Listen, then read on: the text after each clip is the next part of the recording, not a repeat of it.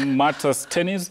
And now let's look at the CAF World Cup qualifiers that have been ongoing beginning last week, with Harambee Stars, of course, dropping points against Ivory Coast, who are the African champions, and the Burundi Swallows to leave them, of course, losing the momentum in the race for 2026 World Cup. Take a look at that action.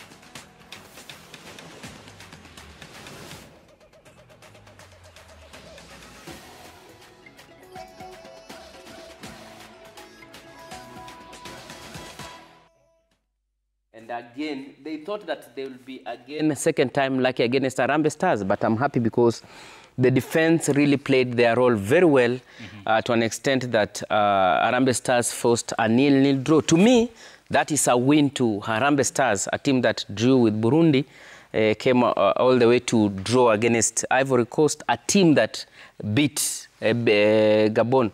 But in my view, it's a game that will have really won if Michael Olunga was clinical up front. There were several opportunities that he got that he would have converted. He did take home, yeah. Yeah. So I think missing most of our players, I think almost 5 to 6, 7 first team players really gave us that struggle. We missed our fans too, gave us that struggle. But I think Burundi, they don't have a FIFA-sanctioned stadia, so probably they will be hosting us in Ethiopia. So we can replicate what the girls did in Ethiopia to Burundi. Probably it will lift us to position 2. We'll see how that pans out. But now let's go to part B of the studio, where Weekly for Andy is ready to break it down for us, more so the East African teams run in the CAF World Cup qualifiers. For Andy? Well, we are here at the scoreboard where we'll be looking at some of the groups in the CAF World Cup qualifiers, focusing on the East African region.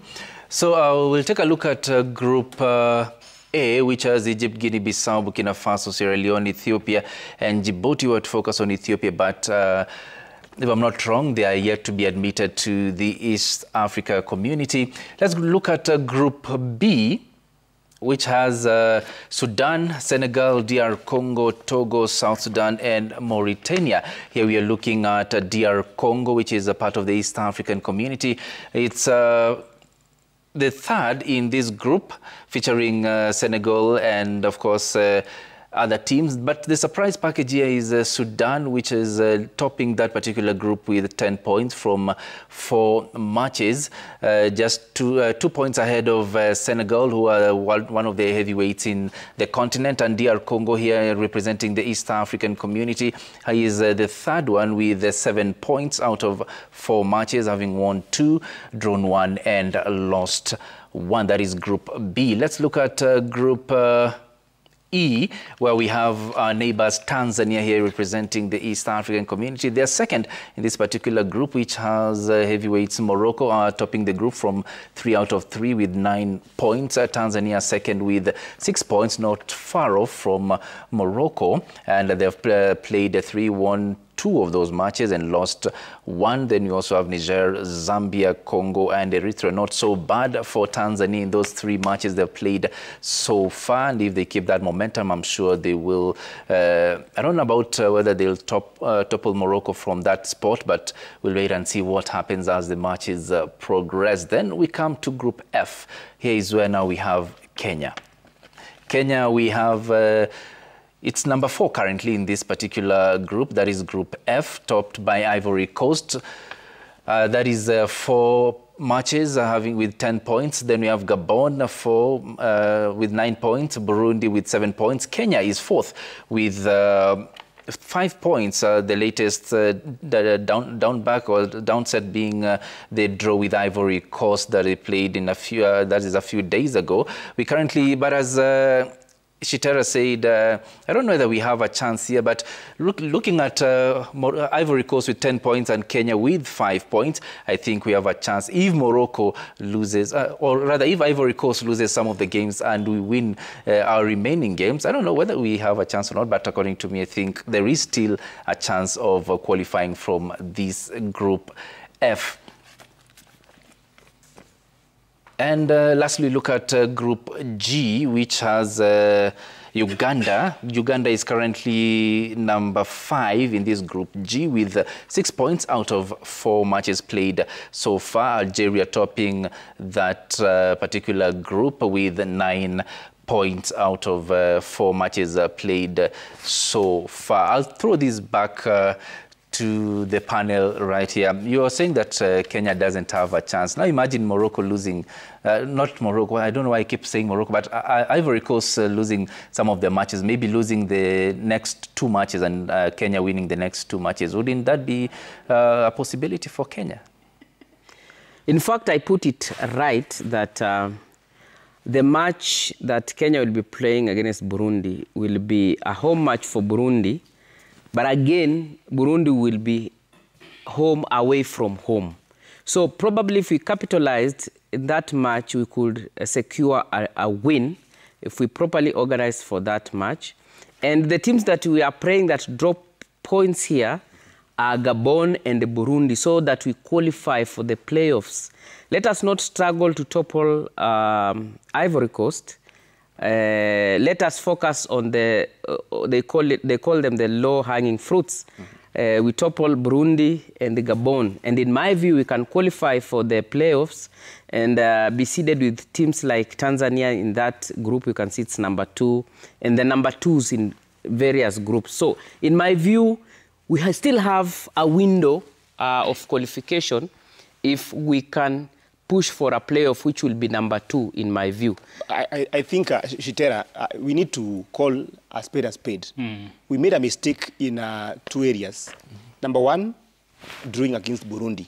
In fact, whether we are going to play Burundi at home, Bujumbura, or elsewhere, that's a match we should have won for sure. Even in the moon, it doesn't matter where we play the game. If we want to go to the World absolutely. Cup, that's number 1. And number 2, the match we played against Gabon at the beginning of the qualifiers, that game we should have managed a draw, and we were almost getting it at a draw. Sure. But now, this is water under the bridge. What do we do? Forward in the FIFA ranking, by the way. I'm talking about why our prospects are a little bit dim, because you look at the only side that has been able to get a draw against Cote d'Ivoire is Kenya.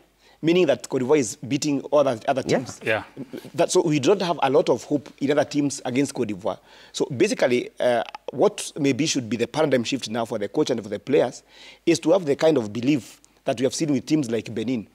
In the group, the Nigeria group, if you can just maybe go to that group, Orlando, you have seen that there are teams that are in that group where Nigeria is, teams like Benin, and they have caused a lot of trouble in the Nigerian team, to an extent that even after the appointment of Finidi George the other day, now probably they are talking already about sacking him. Absolutely. To get another person. Just the other day they sacked Pizarro, you understand? Yes. Because of their belief. What is happening is that teams have shown belief that you can face a team that is considered to be a giant in Africa, and you go and get points because Kenya. But my point is, let us not go for position 1. Go to Kenya's group. We didn't put all the groups. Probably, can we look at Kenya's group of Sudan's group? Just go to Team Sudan. Absolutely. We didn't. Just hold on for this and look at that standing where we have the Sudan, because if you're talking about giants, so to speak, absolutely. Sudan, look at that group. Yes.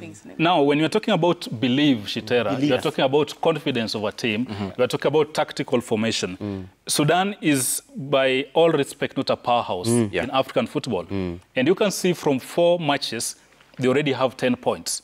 then Senegal, who are actually one of the top-ranked team in Africa, are actually second, and DR Congo third. So if you look at that group critically, all the first three teams have a mathematical and realistic chance of bagging that ticket. And if Sudan continues with that campaign, continue doing well, they can easily get that ticket. If you compare with Kenya, for lack of a better word, let's just call a spade a spade.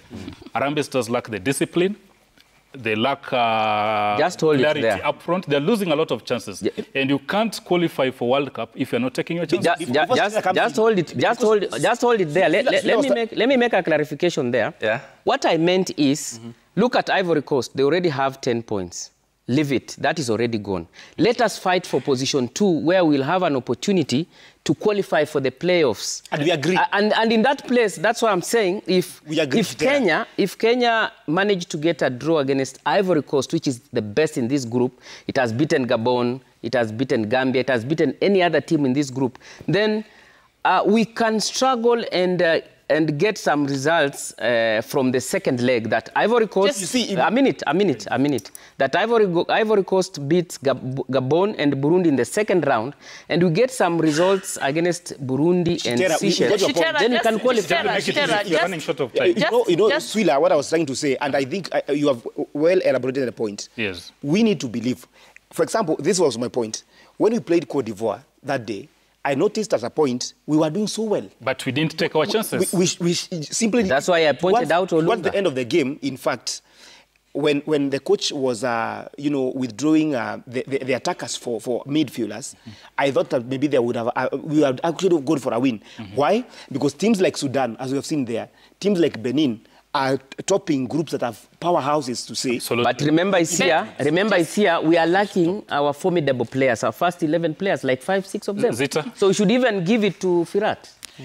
Just to say, we were focusing on East African countries because the groups are not going with all the numbers. Like we've jumped some numbers. So the group of Nigeria group is in Group C, whereby Rwanda is topping the group with the 7 points, and then South Africa 7 points, Benin 7 points, Lesotho has 5 points, Nigeria has 3 points, and Zimbabwe have 2 points. So that is Group C, whereby Nigeria are number 5 in that group. But with four games played in that. So those we were just focusing on East African group. Probably, Randy, could you take us to the other groups? How many players are injured? Just go back. We look at the other group probably and see how it stands out for the East African teams. The East African teams, like here we have absolutely. Tanzania. That's Group E.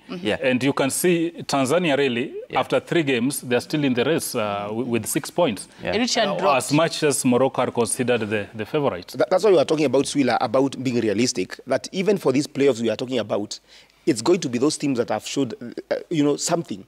I'm not giving up, and I'm really fan.